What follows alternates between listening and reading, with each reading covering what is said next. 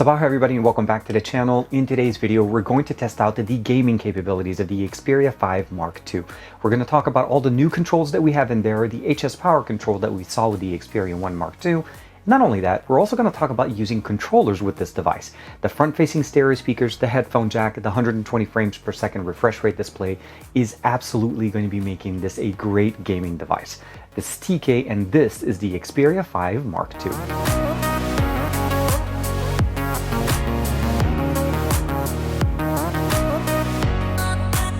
So this is the Xperia 5 Mark II. As we covered in the first video, it has a 6.1 1080p 120Hz refresh rate display. This is very different than the Xperia 5 from last year and even different from the Xperia 1 from earlier this year, because this does not have a 4K display. It has a 1080p, but now a much faster refresh rate display, which is what a lot of people were asking at the Xperia 1 Mark II. They wanted it to be at 90, but now they're doing it at 120 with 240Hz for touch sampling rate. Because of this and the front-facing speakers, as well as the 3.5mm headphone jack, this is definitely turning into be more of a gaming focused device. The cameras are still great and we'll do a separate video for you guys on this, but today we're going to be focusing primarily on the gaming experience on the Xperia 5 Mark II. The game enhancer is pretty much the same as we've seen it before. You can customize different aspects. Obviously, as you can see here, there's the Call of Duty basically the Call of Duty Mobile partnership with Sony, so that's definitely there, and the game did come preloaded. I've installed Fortnite, Asphalt 9, pubg, Street Fighter 4, we have Mobile Legends, Modern Combat Versus, Odyssey, Dead Trigger 2, Space Racing 2, as well as Asphalt 8. And the reason why you see some applications in there that may not necessarily be the more popular games is I'm actually using some games that are optimized to go with controllers, because you can also use controllers onto here. The 21:9 aspect ratio of this device allows us to actually have a much bigger experience using our device, meaning my fingers can actually stay wider away or further away from the center of where most of the work or most of the gameplay is being played. So much nicer to be able to use it by basically just using it like this. Front-facing speakers gets great audio, and of course the controls and everything gets customized to depending on the game, and if it supports 120 frames, 60 frames, 90 frames, 40 frames, and we'll talk a little bit more about them. What I do want to share with you guys real quick here is there are some controls that we're able to configure.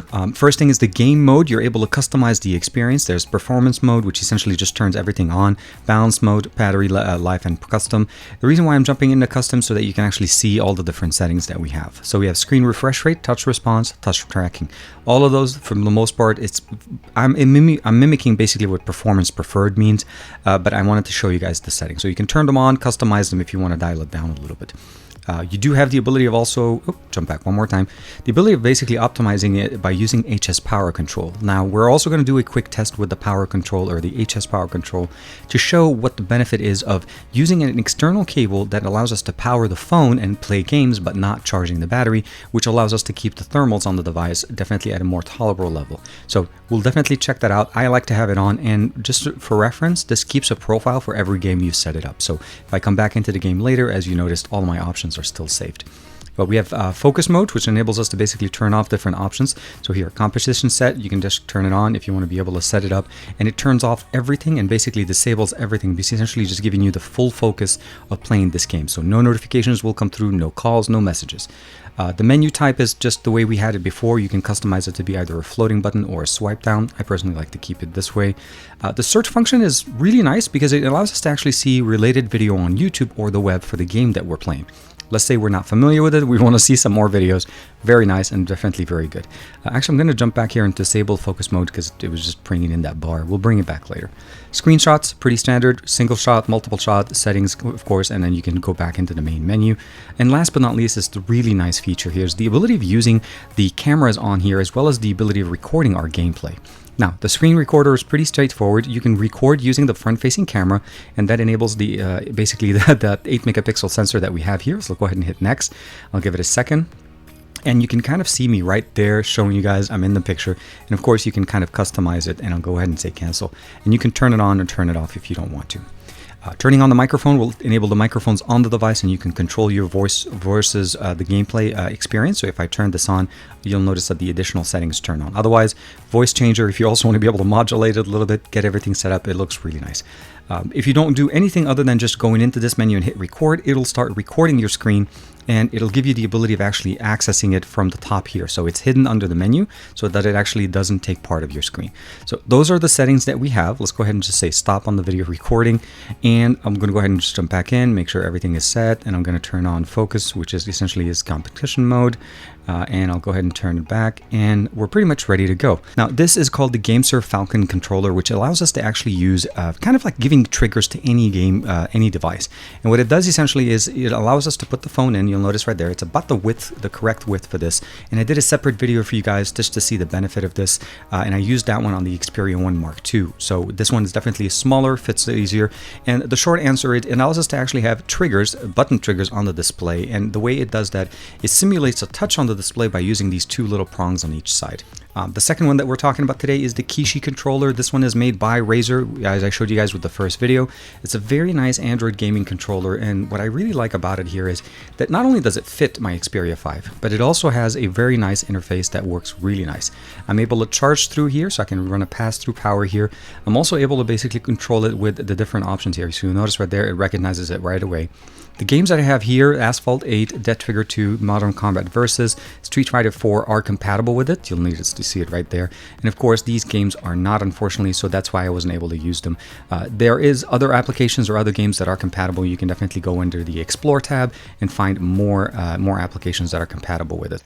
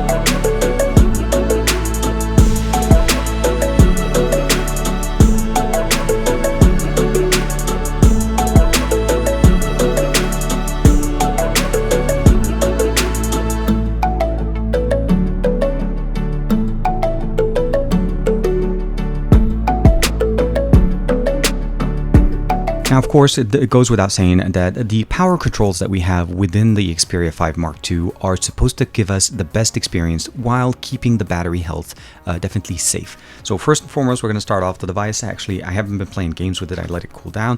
So we'll go ahead and use a heat gun. We're just going to see a temperature. So temperature right now running about 87 degrees. It pretty much just is consistent. It's cool to the touch. It's not necessarily cold, but it definitely isn't warm. So what we're getting here essentially is I'm going to be playing some games, but at the same time as I'm doing so, I'm actually going to be using the provided charger. Now, this is an 18-watt charger that will provide us the ability of charging our device, but I'm going to go ahead and use the HS power control. So I'm going to go ahead and go into Game Center. I'm going to jump over to PUBG. We obviously have the Game Center. So first thing I'm going to do is a couple of things. I'm going to turn on custom features, and the ability of going into customs enables me to turn on the screen refresh rate, the touch response, and the touch tracking. So basically the best performance I can get. The other thing I'm also going to show here is the HS power control, which essentially limits the ability of the system to actually charge the battery as I'm using it, which means the device will actually run cooler the longer I'm playing without having any impact to basically battery performance. So the main benefit here is I'm going to be powering the phone with the cable but not powering the battery, so that will help us a lot. I already have HS power control. I'm going to go ahead and plug it in, and we'll go ahead and start the match. This is just going to basically play it for about 10 minutes. I want to see if the temperature on the device does go very hot, because after 10 minutes, we're going to go ahead and disconnect the power, the HS power control, and of course at that point, just allow it to charge the device, which means the temperatures will go up. So we'll see if there's a true benefit of the HS power control over the usage of the device.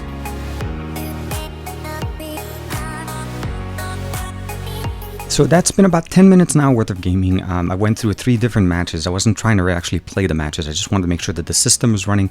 Again, we've used power using the 18-watt charger for the last 10 minutes of gaming, and we have HS power control on. So let's go ahead and see how the power actually, the battery temperature here, or the actual device temperature. So you can see here right at the top, closer to the sensor, we're running about 104, and in the center of the actual device runs about 100.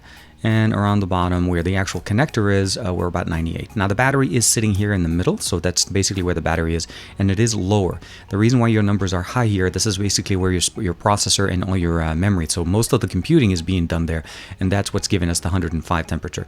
But the actual battery temperature itself is actually lower at 99, and again, around the actual connector, it's actually closer to like 95, which is even cooler. Now what we're going to do is I'm going to actually go ahead and disable HS power control, and actually we're going to see how the performance changes. So HS power control is no longer active.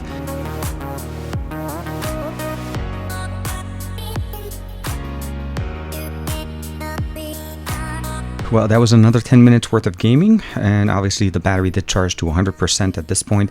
And again, as I mentioned to you guys, we do not have HS power control turned on at this point. So let's see how the temperatures are on the Xperia 1 or Xperia 5 Mark II. So here on the top, you'll notice that it's running about 106 now, so it's definitely warmer than it was before. And the battery actually did cross 100. So you notice right there, the battery, where the battery compartment is, it's about 101.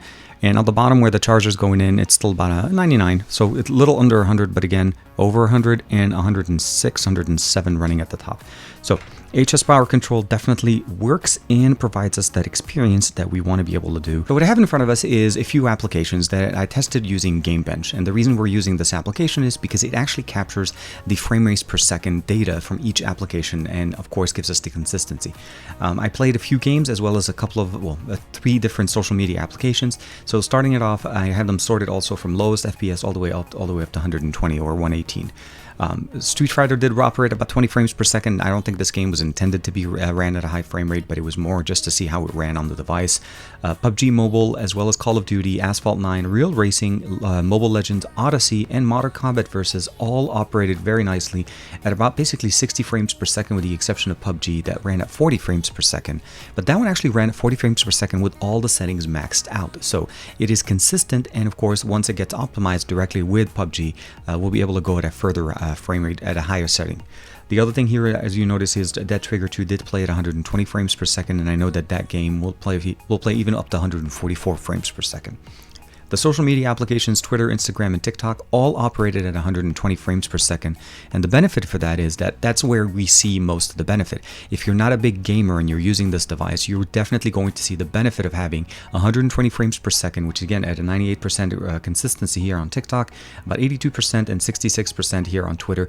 And that's depending on how you're using it. If you stop a lot, then obviously the consistency is not going to be staying there. It's not going to refresh at 120 when you're looking at a static image. So this just reflects how I was using it, but it did, at the time when I was actually running it, did show that it ran at 120.